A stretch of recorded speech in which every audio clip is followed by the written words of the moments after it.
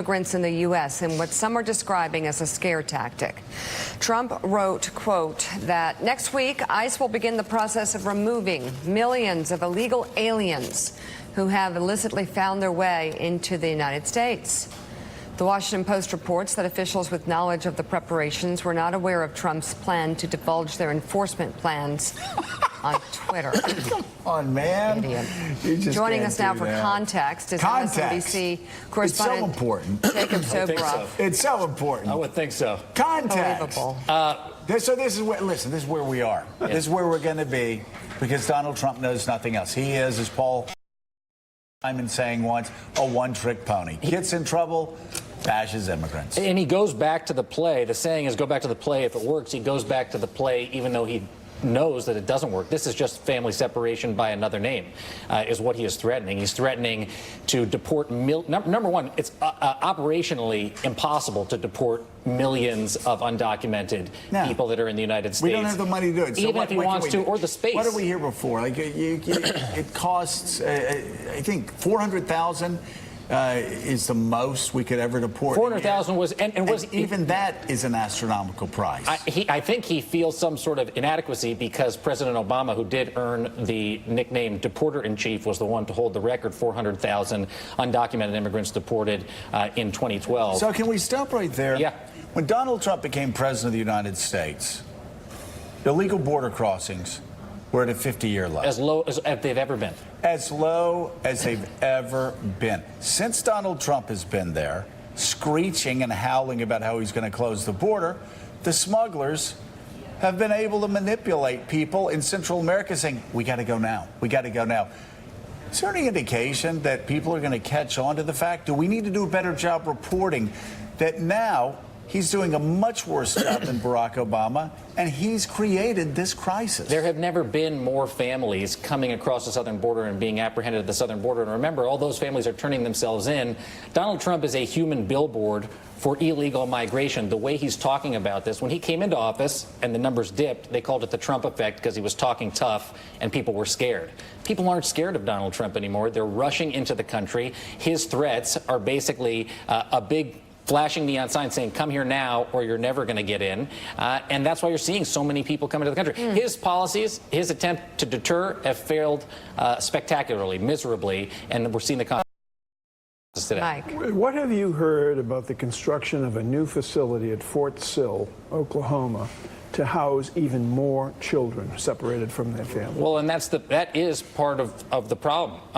HHS is considering at military bases, Julia Ainsley reported this, opening what are called soft-sided tent cities in order to house all of the unaccompanied migrant children that are coming into the country. And the thing you have to remember about that is, and it's the same thing we reported during separations, when you're on a federal military base, those bases are not bound by the same state and local jurisdictions that some of the other shelters are. So spot inspections by state and local officials are not something that's going to happen in areas like that. And that just is where we are today. Do we have a ballpark figure in the number of children of whatever ages, up to 17 or 18 years of age, who are being held in facilities around the country? Off the top of my head, I don't know right now, but it's in the thousands, it's in the high thousands, and it's in, they call it the red. HHS calls it the red. They're basically in critical stage with virtually no space left to hold any other migrant children. But what the president is doing last night and this morning by threatening to deport millions of people isn't even connected to what we're seeing going on at the southern border, and that's what's important to know. Well, let's talk about the threat. Millions of illegal aliens, undocumented individuals, deported in some unspecified time frame.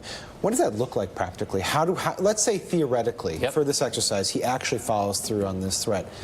How does it happen? What does it look like? What are the legal ramifications? What are the political ramifications? What are the societal ramifications? ICE goes into neighborhoods, literally targets parents in many cases that have American-born, American citizen children.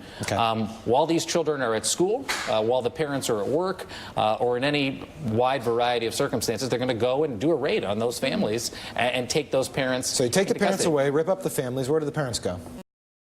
They're going to be deported back to their home countries. They'll go into Do they ICE not have detention. an adjudication process? They'll go into ICE detention, go through the immigration process, but be put into some kind of removal proceedings, and then eventually go off to their So home we're country. going to need to expand detention facilities to hold the people that we pick up who have American citizen children. Yes, and like I said, operationally, what he's threatening is literally not possible. So what he is doing is attempting to terrorize, literally by Yes. definition, the millions of families who are here and have undocumented Well, status. what Mike, he's also playing to it. I mean, he's playing to his base. Right. His 35%. Well, it's predictable. He's playing to it. It's the hits. It's the greatest hits. The He greatest goes right hits. back to it. Yeah. Goes right back Even to though it. it can't be done, doesn't have the money to do it, and has absolutely nothing to do with the crisis that he has created on Right. the southern border.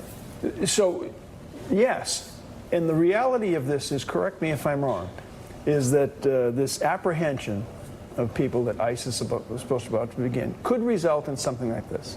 The father goes to work in the morning, or a landscaper, whatever.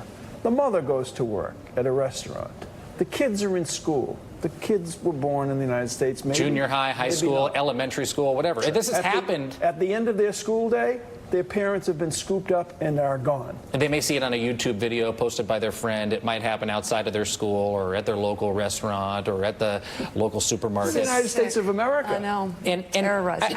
was one thing that you said, Joe. He's playing to his base, but I just don't. I don't even think that everyone in the Trump base is dying for this. I mean, No, they're not. it was in the family during the family separation about a year ago, literally 1 year ago. I was down on the border talking to you all at the height of the separation crisis.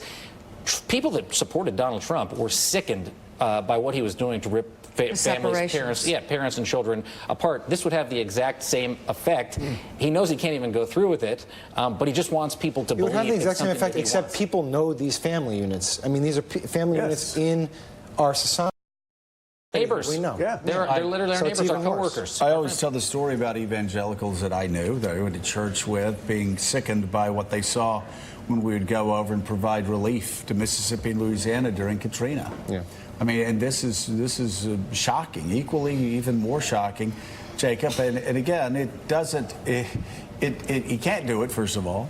And secondly, it will terrorize people. But third, it won't reduce the illegal crossings at the southern border. Cynthia McFadden has a spot, I believe, on NBC Nightly News tonight. Save the Children, and it's in the entire history of the organization, has never operated domestically within the United States, and they're on the southern border right now, operating a shelter to alleviate the crush, the humanitarian crisis down there. What Donald Trump tweeted about last night has nothing to do with that. It'll fix it in no way, shape, or form, and he's only continuing to So make what this can issue worse. Americans do to help?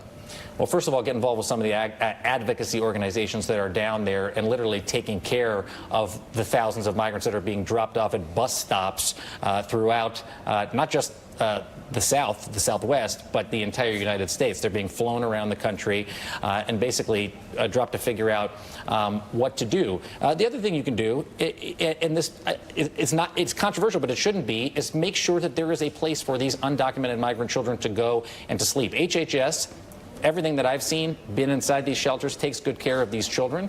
They have to have a place to go before they can come into the United States and be taken care of. And there's a lack of funding there, and that's something that's not getting done in Washington right now.